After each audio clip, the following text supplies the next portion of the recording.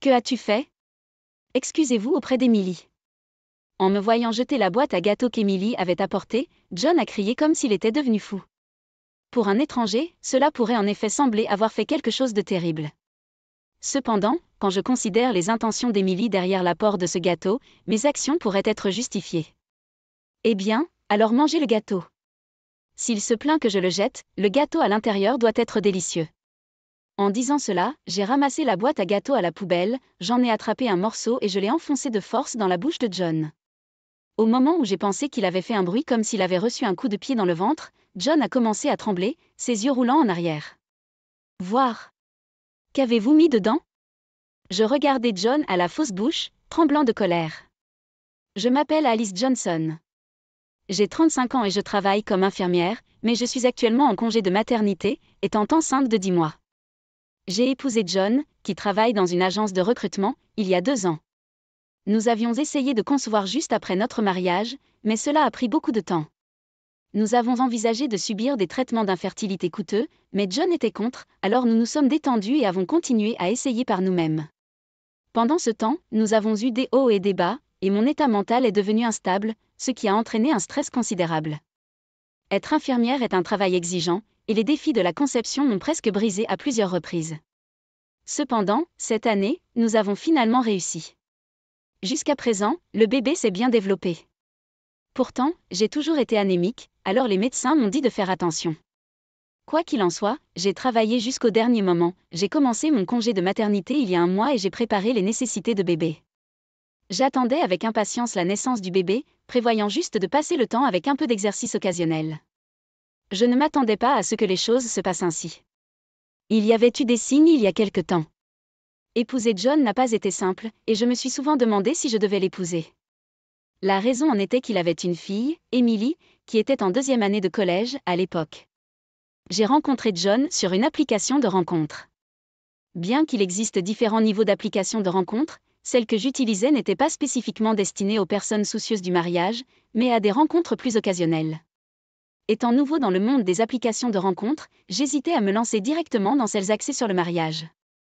Lors de la première application de rencontre à laquelle on s'est inscrit, j'ai communiqué et rencontré plusieurs hommes, mais celui qui me convenait le mieux était John. Le profil de John ne contenait que des informations de base, il travaillait dans les ressources humaines et ses passe-temps comprenaient le football et les courses de chevaux. Cela ne m'a donné aucune idée de sa personnalité. Pourtant, j'ai senti une connexion et j'ai appuyé sur le bouton j'aime, et quand John m'a aimé en retour, notre message a commencé. Avant que je ne m'en rende compte, nous étions sortis dîner plusieurs fois et nous avons commencé à sortir ensemble. John avait 3 ans de plus que moi, mais il avait ce charme innocent et enfantin, que je trouvais attachant. Alors quand il m'a dit « marions-nous ». Mais il y a quelque chose que je dois vous dire. J'ai été décontenancée. Qu'avez-vous besoin de me dire? Eh bien, je suis en fait divorcée et j'ai un enfant. Quoi? Sa révélation a été si choquante que je suis restée sans voix. Avec le recul, ce n'était pas quelque chose à avouer avant le mariage. Probablement sur une application axée sur le mariage, de telles circonstances devraient être divulguées, mais l'application sur laquelle on se trouvait était plus décontractée, destinée aux rencontres. Je ne pouvais pas me plaindre car j'avais l'impression d'être pris au dépourvu. Eh bien, laissez-moi y réfléchir. Je n'ai pas répondu tout de suite et j'ai décidé d'y réfléchir. Plus tard, quand je me suis renseignée sur son enfant, j'ai découvert qu'elle était actuellement en 2e année de collège et qu'elle s'appelait Emily. Je lui ai demandé si je pouvais la rencontrer, mais il l'a balayée d'un revers de main en disant qu'elle était dans sa phase rebelle et qu'elle ne voulait rencontrer personne. Mais croyez-moi, c'est une bonne enfant dans l'âme.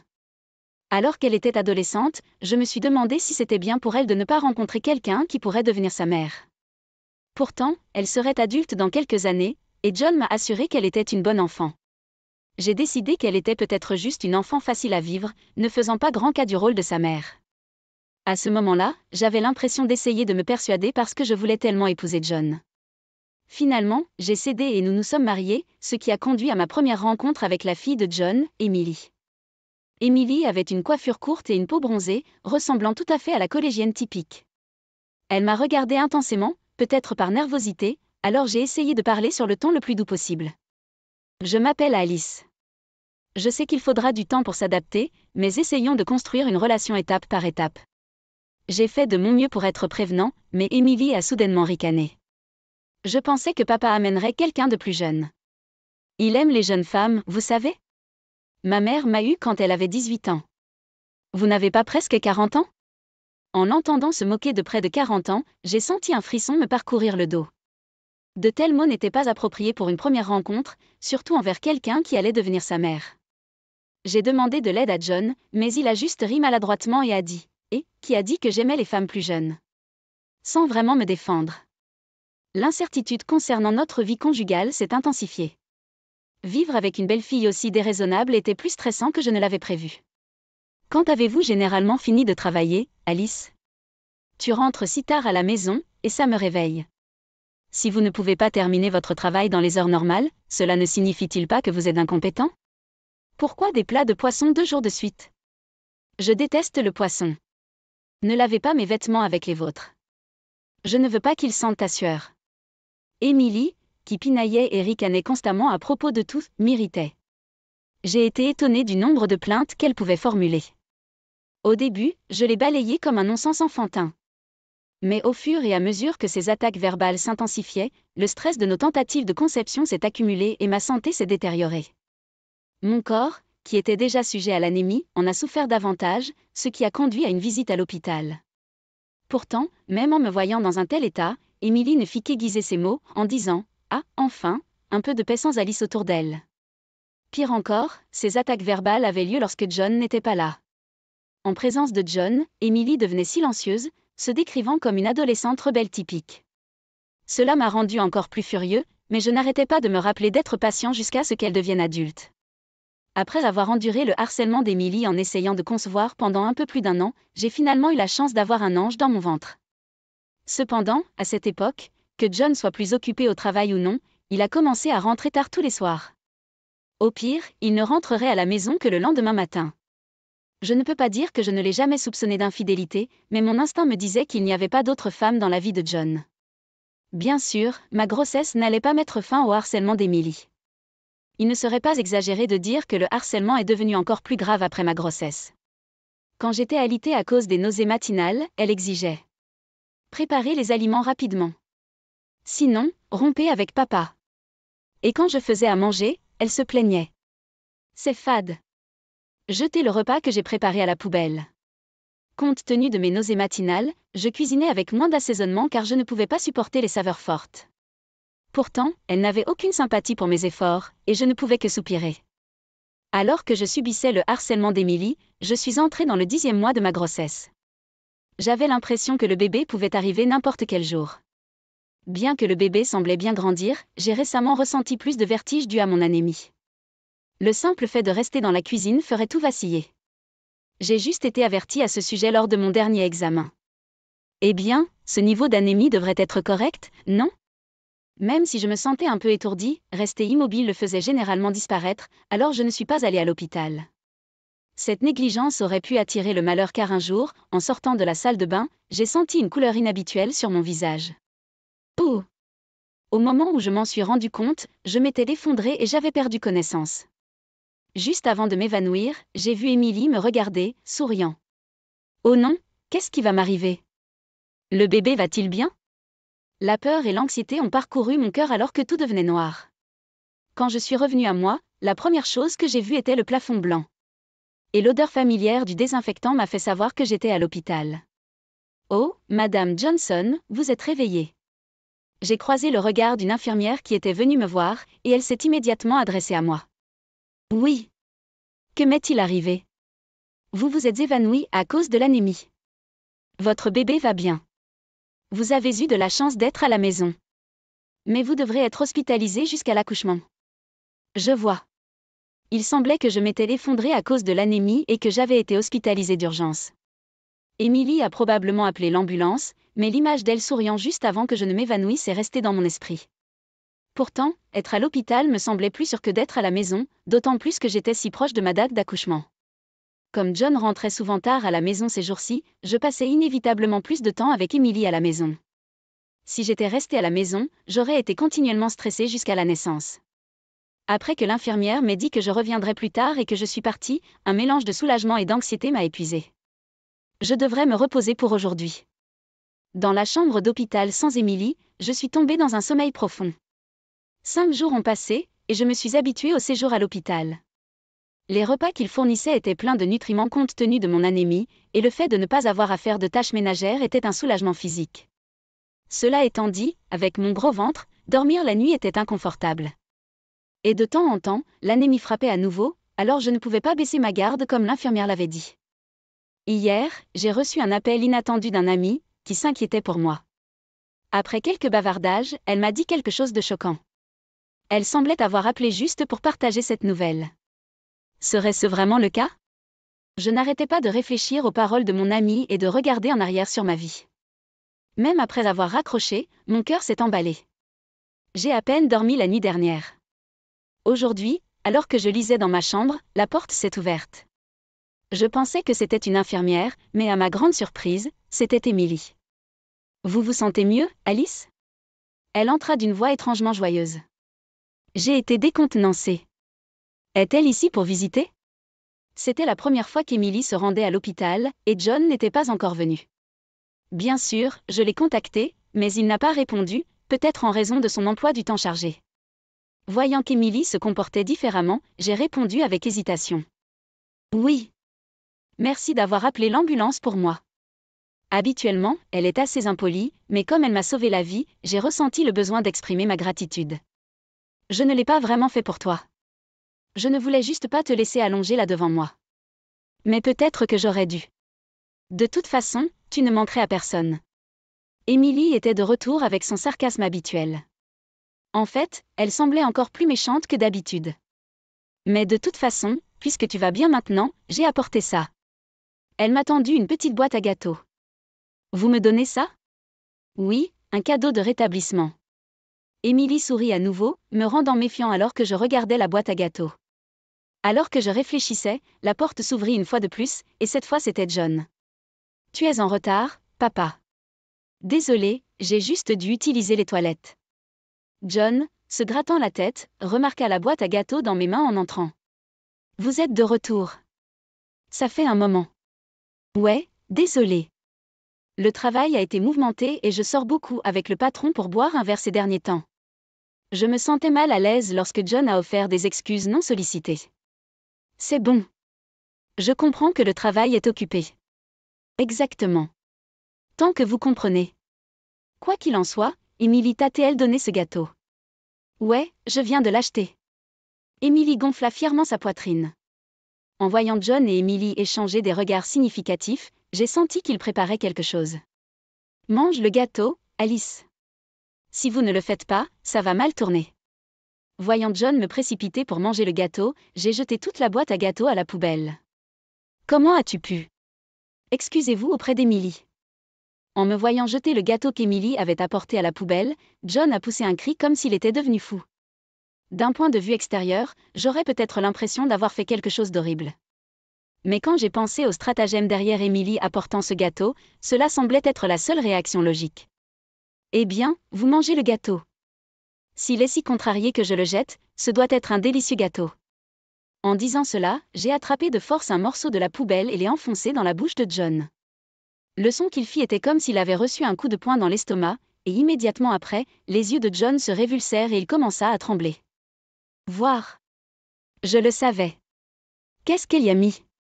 J'ai regardé John presque écumant, tremblant de colère. Papa? Qu'est-ce que c'est, Alice? Émilie, qui avait tout vu, se précipita pour le secouer. Papa, ça va? Ouais, c'est juste, c'était horrible. Il semble que John s'était évanoui à cause de ce mauvais goût choquant. J'ai frissonné, pensant à la façon dont j'aurais pu réagir si je l'avais mangé. Dieu merci. Alice, c'était horrible. Pourquoi l'as-tu fait manger à papa? Émilie, la coupable derrière le gâteau, a commencé à se plaindre bruyamment. J'ai regardé Émilie, mon corps tremblant de colère. Terrible? C'est toi qui as apporté ça. Qui avez-vous mis? Puis, Émilie a hésité et a détourné le regard, alors j'ai tenu le gâteau près de son nez. Elle gémit doucement et se couvrit la bouche. Hésitant, j'ai moi aussi pris une bouffée du gâteau. Qu'est-ce que c'est? La première chose que j'ai remarquée, c'est l'odeur de l'alcool. Tellement accablant que je ne pouvais pas le supporter plus de quelques secondes. puis vint une odeur de café. Et, en regardant attentivement, j'ai vu quelque chose de rose dépasser de l'éponge du gâteau. Est-ce que... de la viande crue? La combinaison était si absurde que je me sentais malade rien que d'y penser. Alcool, café, viande crue. Il pourrait y en avoir encore plus. Ce n'était pas quelque chose acheté dans un magasin. Il était clair qu'Émilie l'avait fait elle-même. Tout ici est ce qu'une femme enceinte ne devrait pas manger. J'avais pris soin d'éviter l'alcool, la caféine et la viande crue pendant ma grossesse. Les consommer pourrait nuire au bébé ou provoquer une intoxication alimentaire. Pourquoi feriez-vous une telle chose? Mais je connaissais les motivations d'Émilie. Et j'étais également conscient de la complicité de John dans son stratagème. Vous essayez tous les deux intentionnellement de me faire manger quelque chose de nocif pour me faire du mal, n'est-ce pas? Puis, Émilie bégaya, clairement décontenancée par mon accusation directe. Peu importe à quel point la farce est complexe, elle n'est toujours qu'une enfant de 16 ans. Elle n'avait probablement pas envisagé d'autre résultat que de consommer le gâteau en toute sécurité. J'ai vu cela comme ma chance d'aborder les frustrations refoulées. Émilie, pourquoi veux-tu tant que je sorte de la maison? Il était clair d'après son choix du gâteau absurde comme cadeau qu'elle voulait que je parte. Parce que tu es sur le chemin, Alice. Je n'ai jamais demandé une nouvelle maman. Vous pensez probablement que je ne suis qu'un gamin, n'est-ce pas? Émilie cria avec une raison enfantine. J'ai compris. Je suis probablement une horreur pour elle. Accepter une nouvelle figure maternelle si soudainement est difficile. Mais c'est Émilie qui avait d'abord refusé de me rencontrer avant le mariage. De plus, c'est Émilie qui a causé tous les problèmes, je ne lui ai rien fait. J'ai été la cible du harcèlement d'Émilie pendant tout ce temps. Sans jamais tenir compte de mes sentiments, elle a agi selon ses caprices égoïstes. Je dois tenir bon et la remettre dans le droit chemin. Nous devons mettre les choses au clair, Émilie. Quand t'ai-je déjà traité de gosse? Si tu te sens ainsi, n'est-ce pas à cause de tes propres actions envers moi? Vous ne pouvez pas simplement changer le récit et jouer la victime ici. Que savez-vous? Même papa ne t'aime pas. Dans un geste de défi, Émilie essaya d'utiliser John comme bouclier. John avait l'air complètement épuisé après avoir mangé le gâteau. Je me tournai vers John, ayant quelque chose d'urgent à discuter. J'ai entendu dire que vous aviez été licencié de votre travail? Quoi? Comment faites-vous? John tressaillit à mes paroles. En entendant le mot tiré, Émilie lui lança un regard surpris. Quoi? J'ai reçu un appel d'un ami hier. Nous ne nous étions pas parlé depuis un moment, et elle m'a dit qu'elle travaillait dans la même entreprise que John.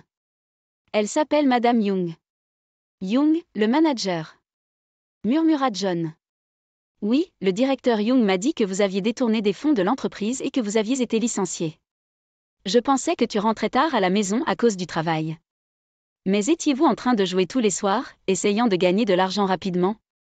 Et tout perdre à la place? Vos paiements mensuels semblaient être un salaire régulier, mais n'étaient-ils que des prêts? Aviez-vous l'intention d'obtenir de l'argent d'assurance vie à mon décès? Droite. L'histoire que j'ai entendue de mon ami au téléphone était celle de John qui s'était fait virer. J'ai été profondément choquée, mais en réfléchissant au comportement récent de John, cela ne semblait pas improbable.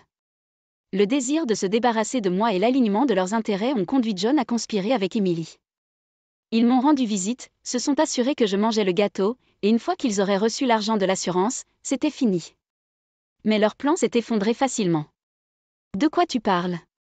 John prononça, les yeux flous. En le voyant et l'horreur sur le visage d'Émilie, j'ai su que j'avais atteint mon objectif. Maintenant, pour porter le coup de grâce. Je suis désolée, mais je ne nous considère plus comme une famille. Je veux divorcer. Je demanderai une compensation pour toute la tromperie et le harcèlement, ainsi qu'une pension alimentaire pour notre enfant. Vous n'avez pas votre mot à dire. C'est quoi ça? C'est pas juste. Exactement. Comment voulez-vous que papa subvienne à ses besoins sans emploi? Leurs réponses ont été vives et défensives. Mais je contrôlais le récit. Injuste? Qui est l'injuste? Vous avez tous les deux comploté pour mettre fin à ma vie. C'est la véritable injustice. Je ne veux pas élever mon enfant sous le même toit que vous deux. Maintenant, partez. Avec une flamme furieuse dans les yeux, tous les deux étaient si effrayés qu'ils sont partis précipitamment. Crier comme ça m'a donné des douleurs abdominales. J'ai appuyé sur le bouton d'appel de l'infirmière, lui disant que mon travail avait commencé. Bien que la journée ait été mouvementée, je me suis préparée à accoucher. Une semaine plus tard, après être sortie de l'hôpital avec mon nouveau-né, j'ai rapidement contacté un avocat spécialisé dans le divorce. John était visiblement opprimé tout le temps, mais en voyant la carte de visite de l'avocat, son visage devint encore plus pâle. Il m'a supplié de reconsidérer ma décision, mais je l'ai ignorée et je suis retournée directement chez mes parents. J'ai entendu parler plus tard de la situation de John et Emily par un voisin. John, qui était déjà endetté et indigne de confiance, s'est vu demander une pension alimentaire et une pension alimentaire par l'intermédiaire de l'avocat. Il a emprunté encore plus d'argent et m'a payé en une seule fois. Il était clair qu'il avait contracté des prêts à taux d'intérêt élevés auprès d'usuriers car il n'y avait aucun moyen d'obtenir un prêt d'une banque avec sa crédibilité. Il va probablement être chargé de rembourser ses prêts à taux d'intérêt élevés. Cependant, puisqu'il a essayé de m'ôter la vie, il méritait ce genre de punition. Je ne sais pas qui a lancé la rumeur, mais apparemment, la tentative d'Emily d'empoisonner sa mère avec un gâteau est devenue une conversation de l'école. Compte tenu de l'énorme agitation autour du gâteau, quelqu'un à l'hôpital a dû entendre et répandre l'histoire. Elle est devenue une paria à l'école et semblait être devenue recluse. Cependant, compte tenu de la famille Johnson à court d'argent, elle a dû travailler à temps partiel pour s'en sortir. Emily a abandonné l'école et a commencé à travailler. C'est une triste histoire, mais en pensant à ce qu'elle m'a fait, elle devrait probablement tirer des leçons de vie de ce travail à temps partiel. Cela pourrait même être une bonne expérience pour elle. Pendant ce temps, je vis heureux chez mes parents, élevant mon enfant avec eux. En tant que parent pour la première fois, il y a beaucoup de hauts et de bas. Mais peu importe à quel point je suis fatiguée, la gentillesse de mon bébé fait fondre toute la fatigue chaque jour. Une fois que les choses se seront calmées avec le bébé, je pense retourner au travail. J'ai hâte de passer du temps de qualité en famille avec mon enfant et mes parents. Je m'appelle Rose Watson. Je suis mariée depuis 10 ans et je vis séparée de ma belle-mère qui habite loin. J'ai entendu dire qu'elle était maintenant à la retraite et qu'elle souffrait d'un mal de dos. À cause de cela, elle ne peut pas travailler et mon mari lui envoie de l'argent tous les mois. Et, assurez-vous de transférer l'argent de ce mois-ci à maman, voulez-vous? Bien sûr, pas de problème. Je n'oublierai pas ça, même si j'oublie tout le reste. Merci, cela aide beaucoup. Je l'apprécie. Mon mari rend visite à sa mère au moins une fois par mois, l'aidant dans des choses qu'elle ne peut pas faire. Puis un jour, il est revenu de chez elle et s'est soudainement mis à crier. « Qu'est-ce que tu as fait ?» J'étais confus par sa colère soudaine et j'ai juste regardé dans le vide. Il a continué à m'accuser. Pendant tout ce temps, j'ai eu du mal à lui envoyer de l'argent et tu ne t'es pas soucié de mes sentiments. Attends un peu.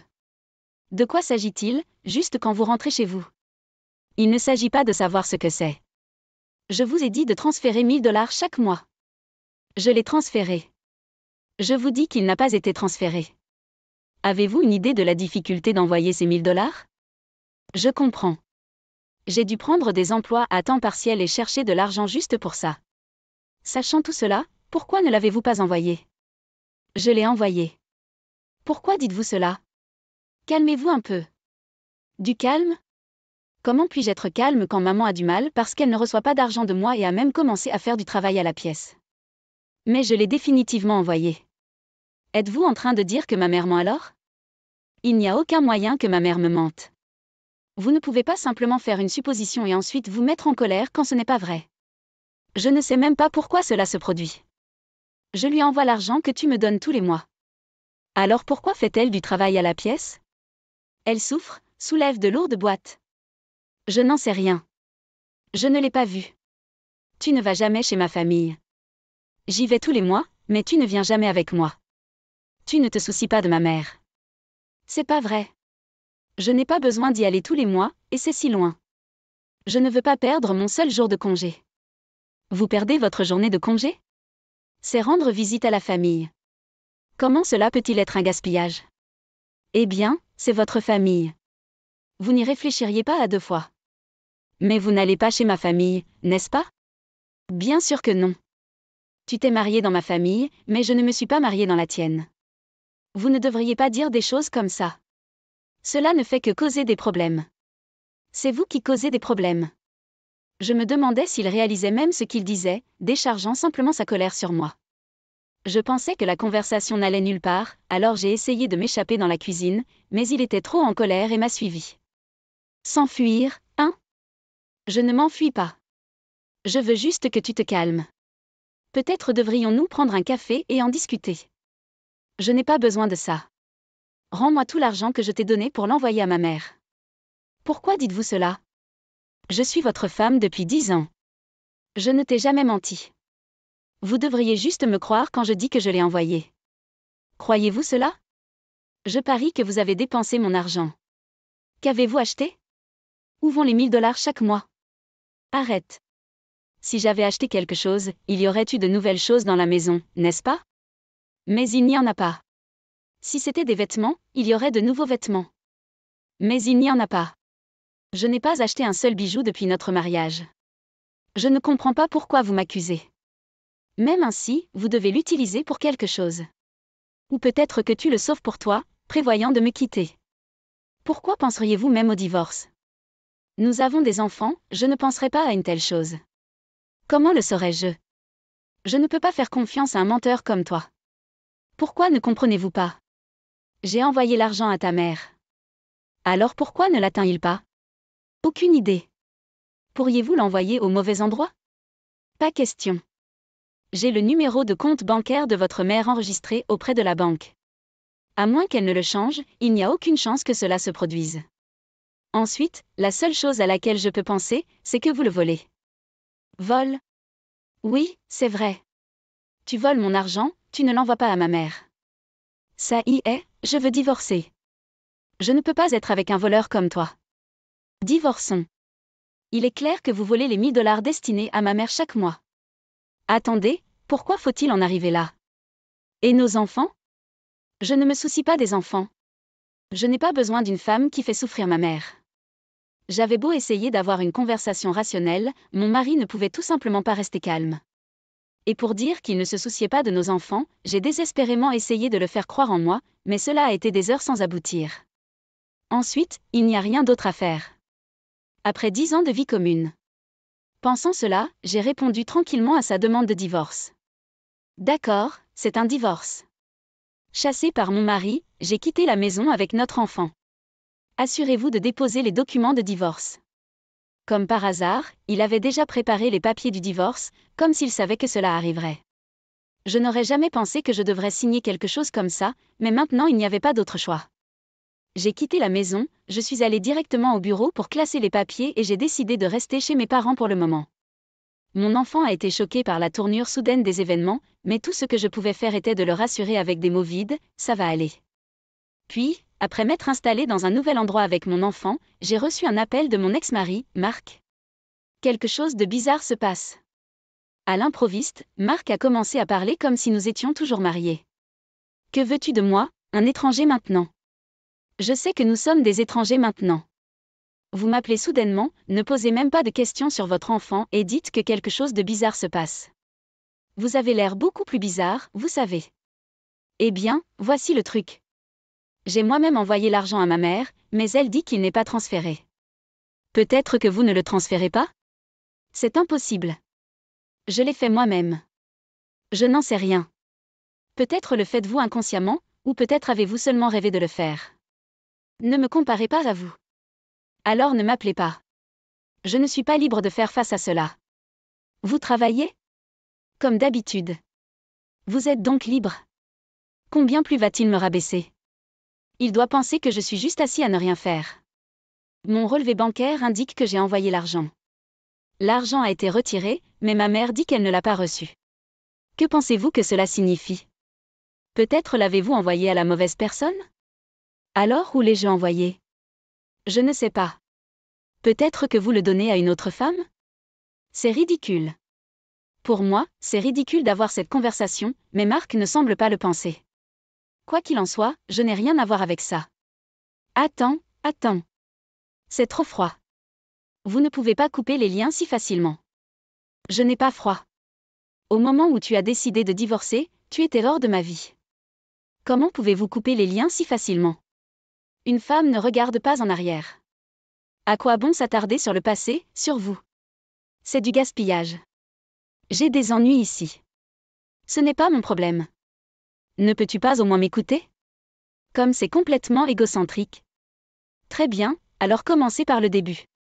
Dites-moi ce qui se passe et ce qui se passe. Eh bien, c'était le jour où j'ai dit que je voulais divorcer. Tu te souviens, je suis allée voir maman chez elle? Droite. Je lui ai demandé pourquoi elle travaillait à la pièce alors que je lui envoyais 1 000 $ par mois. Elle a dit qu'elle n'avait reçu aucun transfert, alors elle a dû faire du travail à la pièce pour s'en sortir. Maintenant, je comprends. C'est pourquoi tu étais si en colère. Et vous pensiez que j'empochais l'argent. Oui, c'est vrai. Mais même lorsque vous l'avez transféré vous-même, il n'y est pas arrivé. Oui, c'est ce qui se passe. Alors, cela ne signifie-t-il pas que ce n'était pas moi? Eh bien, je n'en sais rien. Quoi?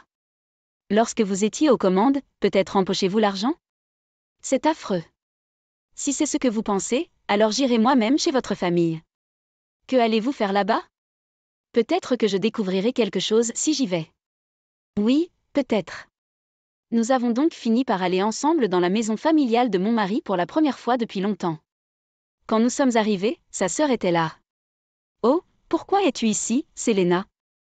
Je suis revenue parce que je m'inquiète pour maman. Et votre mari? Nous sommes divorcés. Tout comme Marc.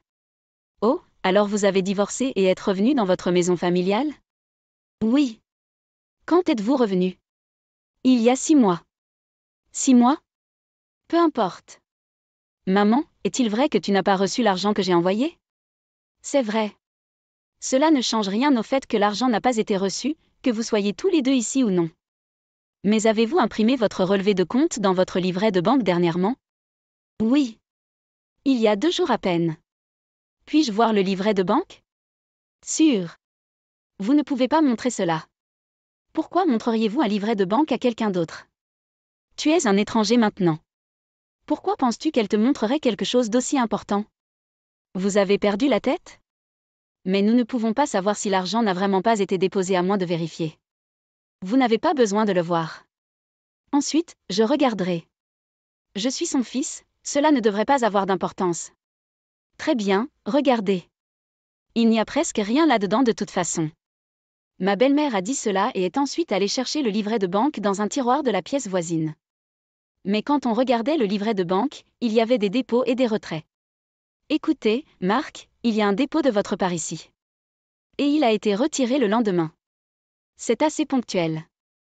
Avant cela, même si vous le déposiez, il n'était pas retiré immédiatement. Je ne pouvais pas aller beaucoup à la banque à cause de mon mal de dos. J'attendais que ce soit absolument nécessaire. Mais depuis que Selena est revenue, elle va à la banque pour moi, ce qui m'a beaucoup aidé. Depuis que Selena est revenue, c'est elle qui va à la banque. L'argent était toujours retiré le lendemain, selon le livret de banque. Marc et moi l'avons instinctivement regardé. Quoi? Je n'en sais rien, dit-elle désespérément. Mais d'après ce que nous voyons ici, il semble que vous l'ayez retiré, Selena. Maman ne va pas à la banque.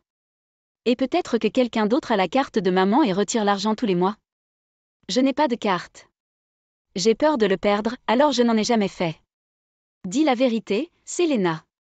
D'accord, c'était moi. Maman m'a dit de retirer les 1 000 $ qu'elle recevait chaque mois. J'ai vu qu'il était déposé tous les mois, alors j'ai pensé qu'il serait acceptable d'emprunter un peu. Si vous l'empruntez, prévoyez-vous de le rembourser? J'ai l'intention de le rembourser. Je n'ai tout simplement pas l'argent pour ça en ce moment. Pourquoi feriez-vous une telle chose? Eh bien, j'avais vraiment besoin d'argent. Je ne l'ai emprunté que parce que je devais le faire. D'ailleurs, maman arrive à s'en sortir, n'est-ce pas bien? Étiez-vous si désespéré pour l'argent?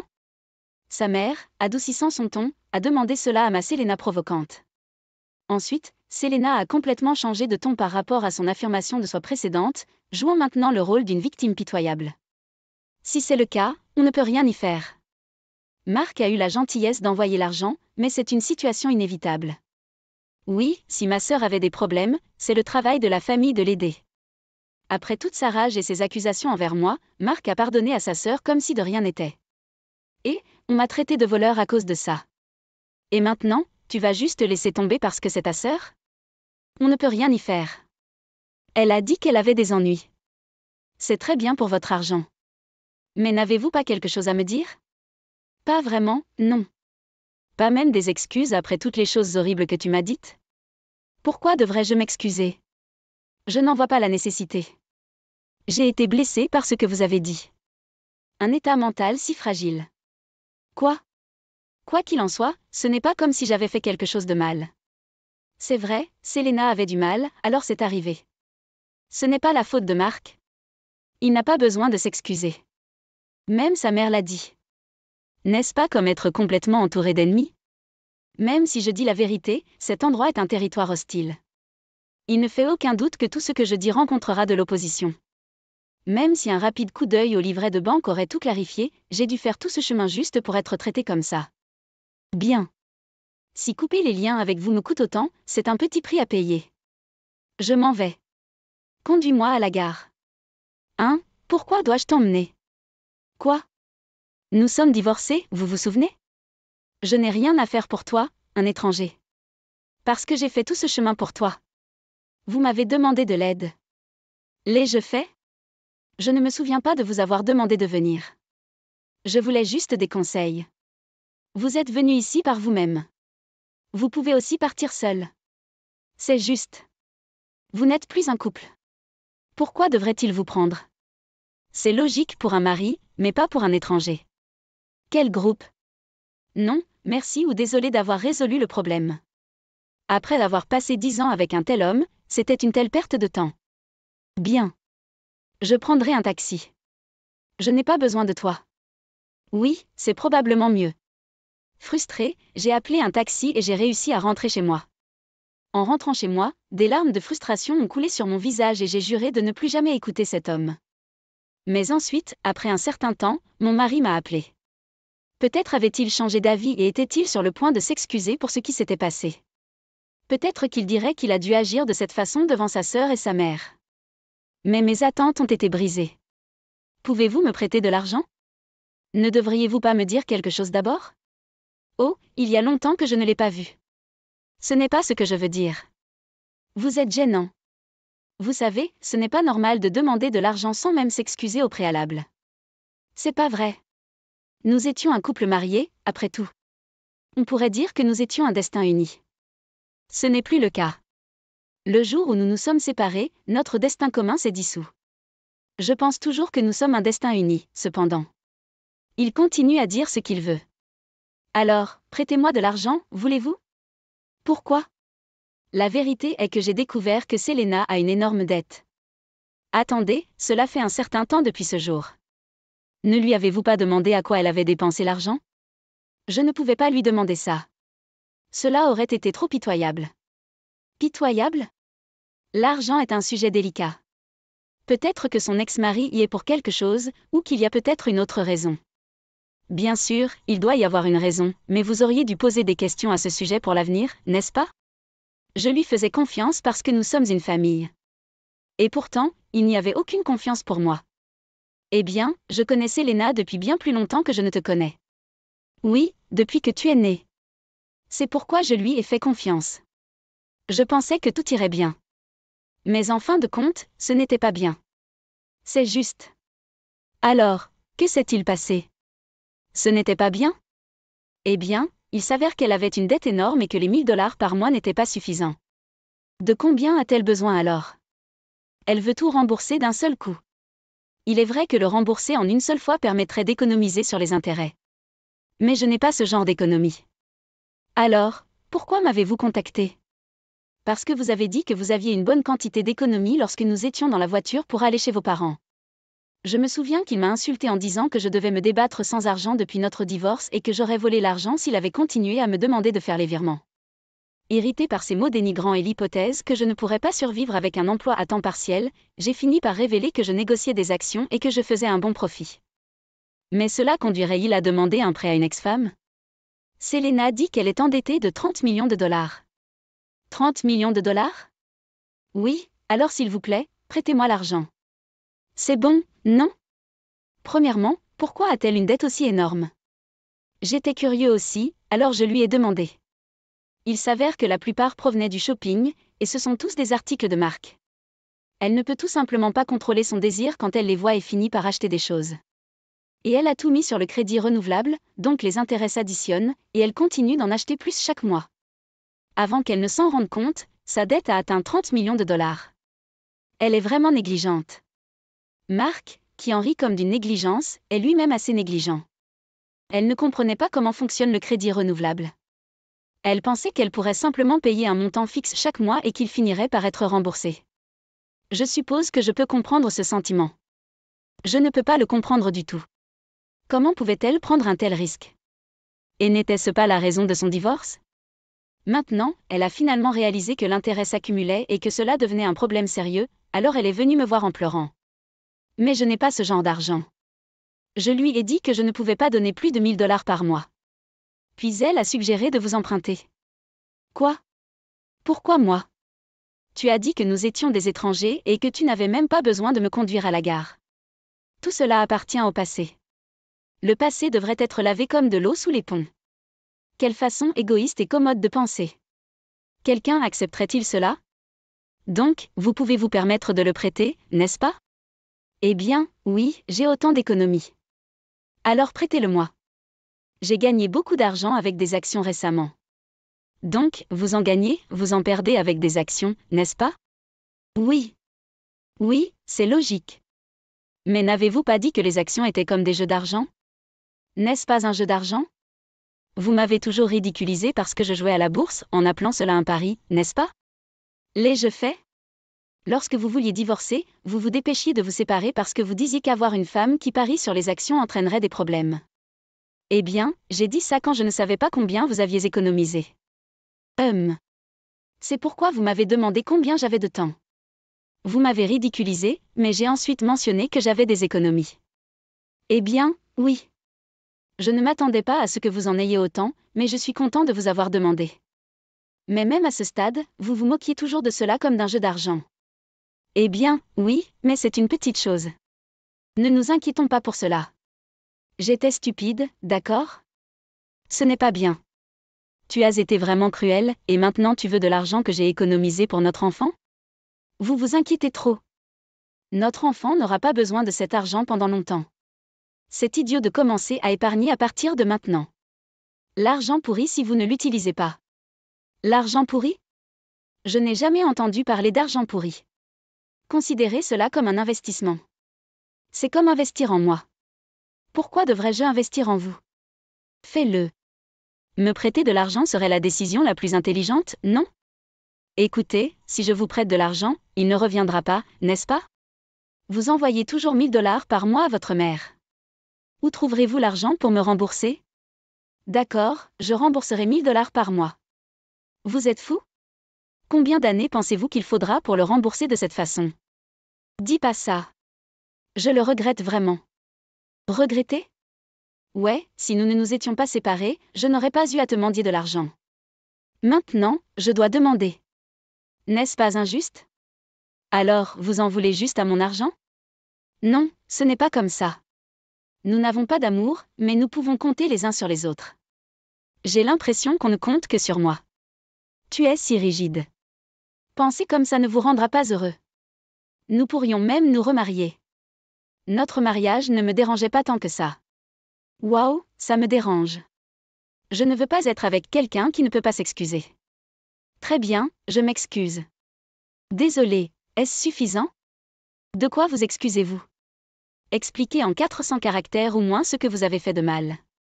Ah, je viens de m'excuser parce que vous l'avez dit. Pathétique. Ne m'appelez plus jamais. Pourquoi? Je me suis excusée. Alors, allez-vous me remarier ou m'aider? Ma sœur souffre. La ferme. Va au diable. En disant cela, j'ai mis fin à l'appel avec force et bloqué son numéro. Plus tard, j'ai entendu des amis communs dire que Mark, bien qu'il ait dit que c'était impossible, ne pouvait pas refuser Selena. Être non seulement constamment harcelé par Selena, mais aussi persuadé par sa mère de l'aider.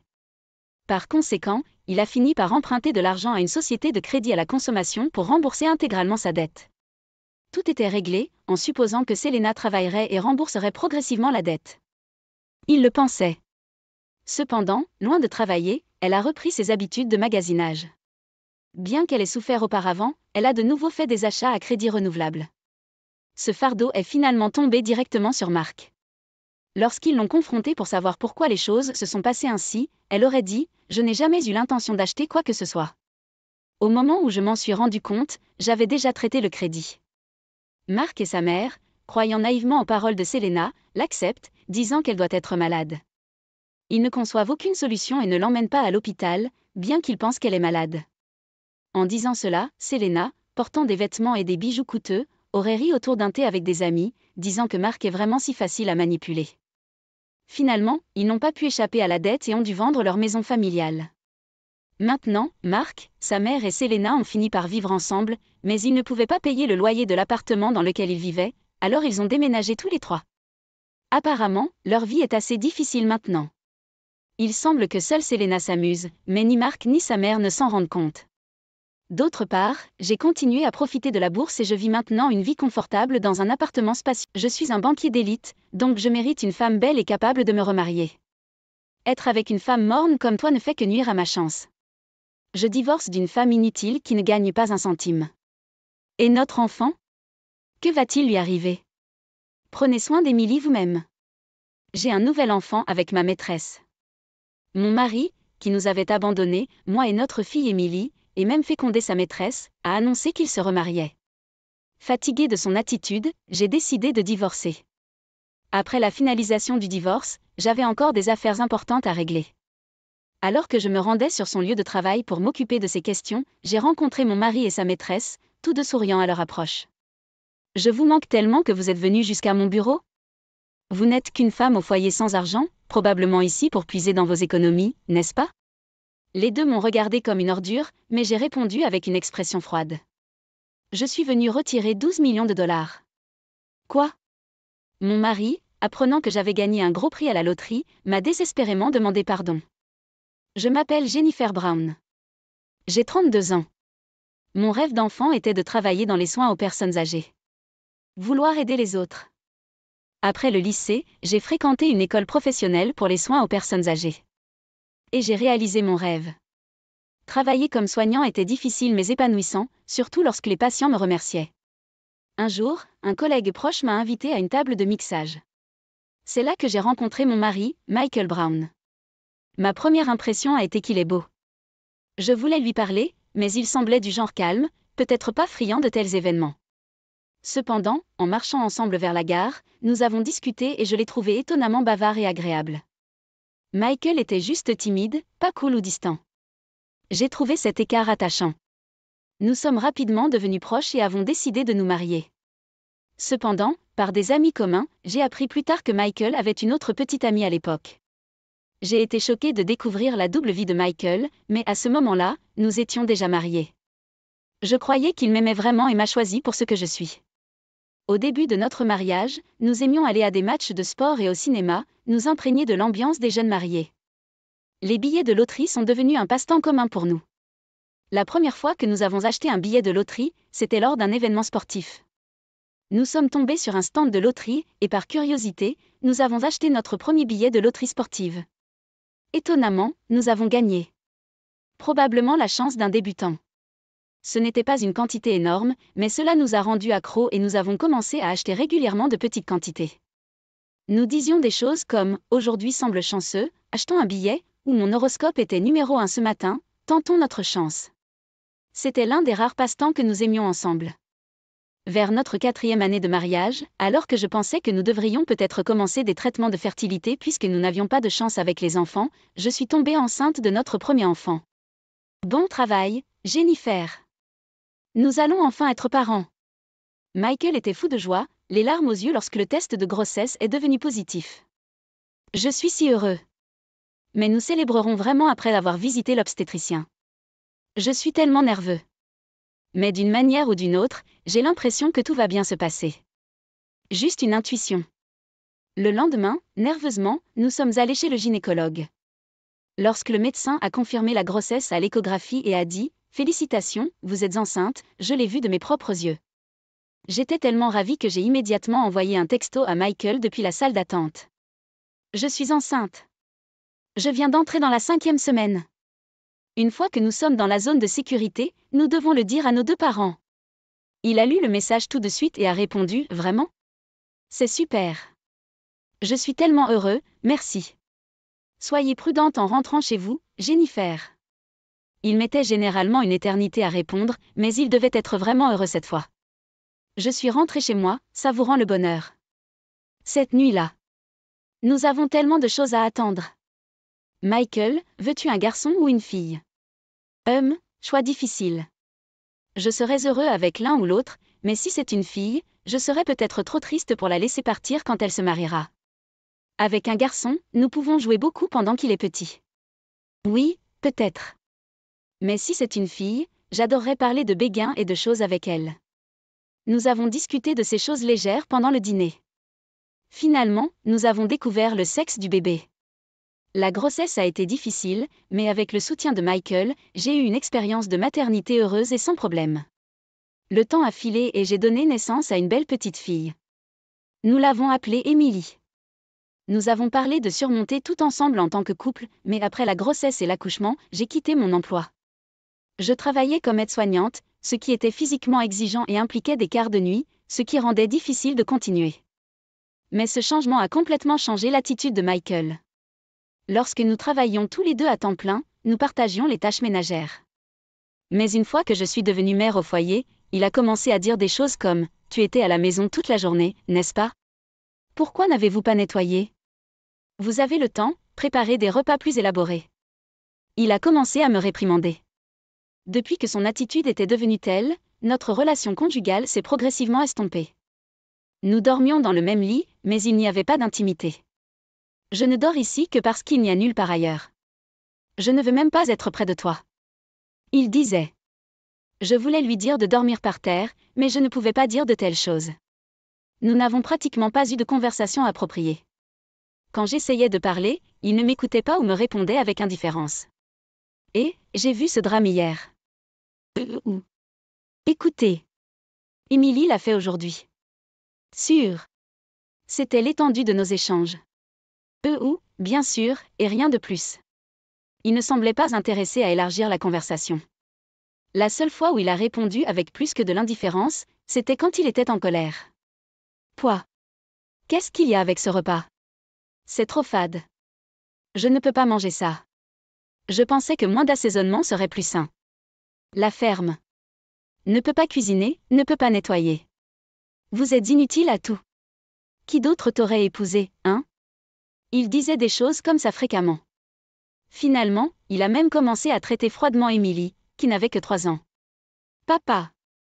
Regardez. Emily a dessiné ceci. Même quand elle lui montrait son dessin, il disait simplement « Alors ?» Aucun enfant ne se sentirait proche d'un tel père. Pourtant, j'ai persévéré, essayant de ne pas contrarier mon mari et d'éviter les disputes. Mais dernièrement, j'ai réfléchi. Suis-je juste une femme de ménage sous l'apparence d'une mère au foyer? À la maison, il est comme ça, mais à l'extérieur, il est banquier dans une grande banque. Mes amis m'envient même, en disant « Waouh, un mari banquier. Vous êtes dans l'équipe gagnante. » Et il a l'air de t'aimer tellement, Jennifer. Certes, il n'a qu'une bonne image publique. Une fois, au mariage d'un ami, il a dit devant tout le monde que Jennifer est douée pour cuisiner, nettoyer et faire la lessive. C'est vraiment une épouse merveilleuse. Mes amis étaient tous excités, applaudissant. Mais en réalité, il ne s'intéresse pas à Emily et à moi à la maison, juste un mari violent. C'est une personne complètement différente à l'extérieur. Et il est tellement égoïste. Il part pour le week-end sans un mot, rentrant à la maison aux petites heures. Ne jamais aider aux tâches ménagères ou à la garde des enfants. En semaine, je ne sais pas quand il finit de travailler, il rentre tard et je ne sais même pas où il est. Quand je demande, il réclaque, ce n'est pas votre affaire où je suis ou ce que je fais. Soyez simplement reconnaissant qu'une élite comme moi ramène de l'argent à la maison. Il a même dit, vous êtes à la maison toute la journée, mais vous ne pouvez même pas faire les tâches ménagères correctement. Ne vous plaignez pas à une élite comme moi. Tu as perdu tout ton style, tu ne ressembles même plus à une femme. J'étais choquée et je ne pouvais que pleurer quand il a dit ça pour la première fois. Malgré cela, j'ai essayé de reconstruire notre relation à plusieurs reprises. Mais comme il était rarement à la maison ou de mauvaise humeur tôt le matin, nos vies se sont effondrées, conduisant à une séparation au sein de la maison. Les gens pourraient penser que j'aurais dû divorcer plus tôt. En effet, j'ai souvent pensé au divorce. Mais pourrais-je, en tant que mère au foyer, élever Emily seule?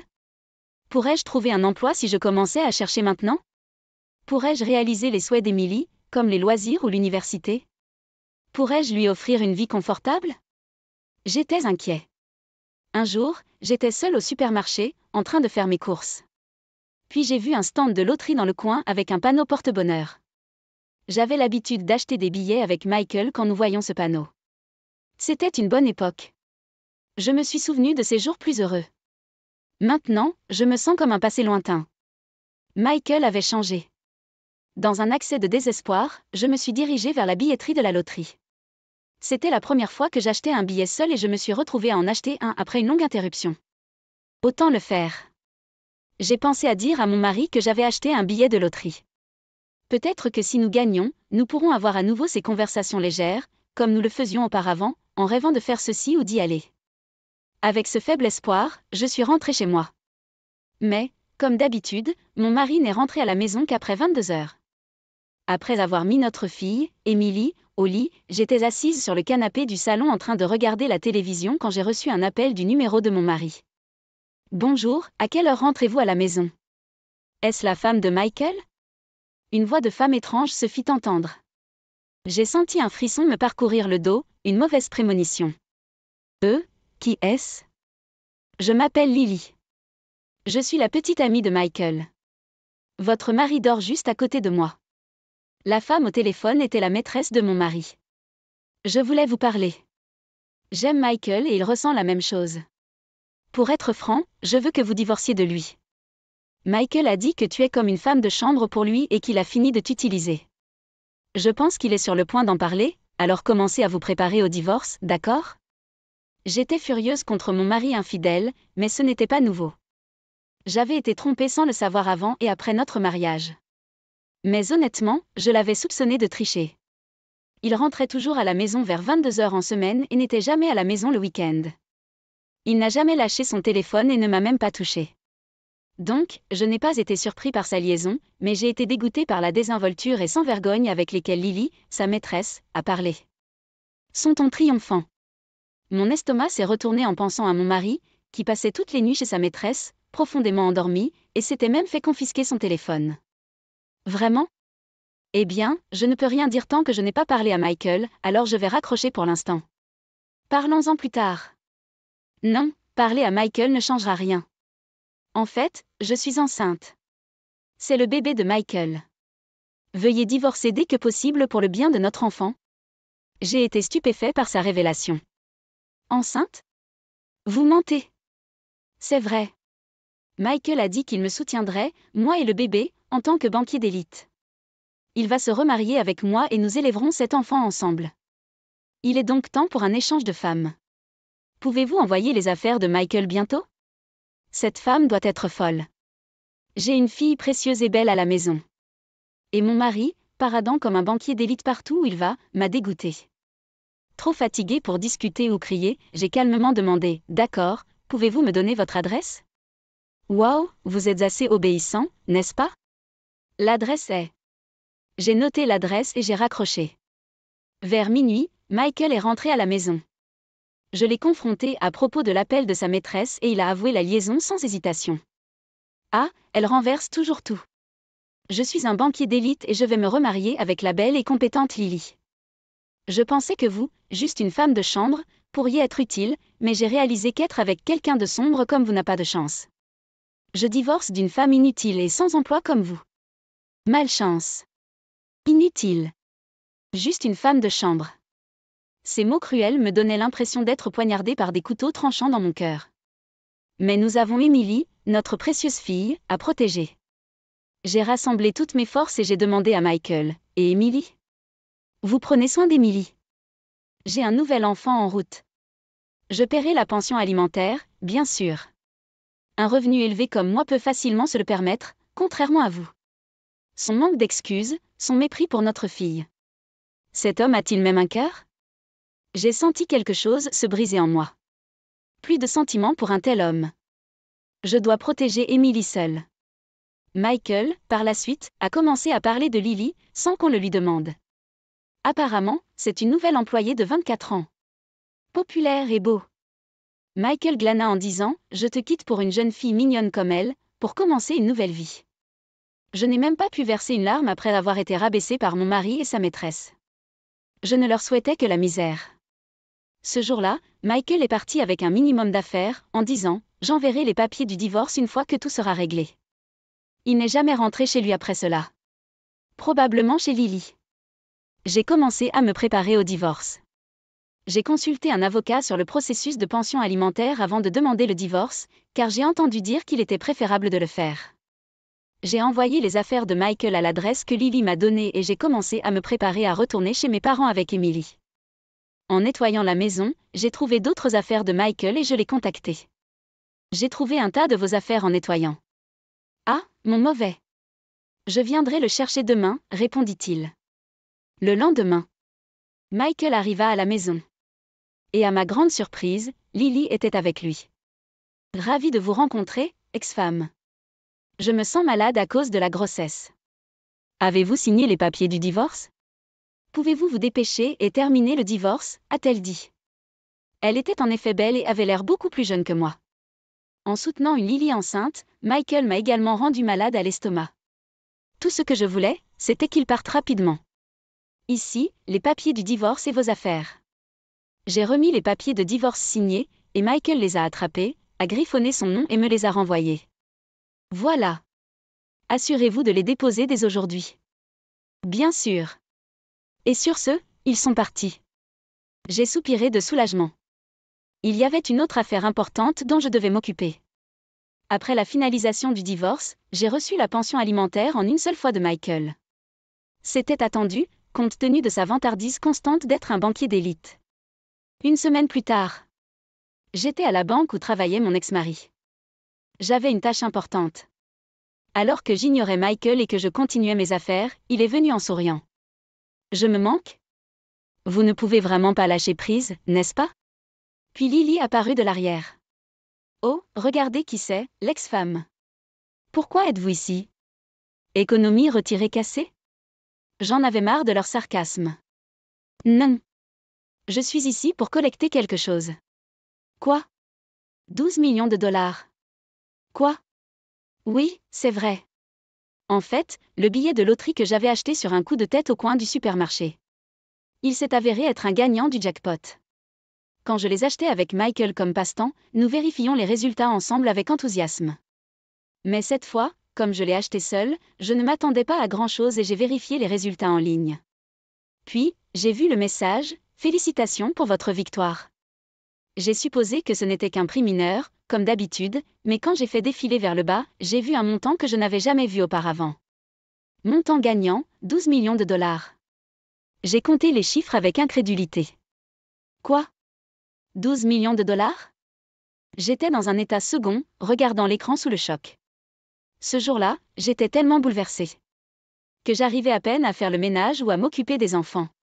Le lendemain, j'ai ouvert mon ordinateur portable pour vérifier, et oui, c'était encore 12 millions de dollars. J'ai lu sur ce qu'il fallait faire après avoir gagné, j'avais toujours l'impression de flotter dans les airs. Tout cela semblait si surréaliste. J'ai même vérifié auprès d'un avocat si un gain à la loterie avant le divorce serait soumis à un partage des actifs.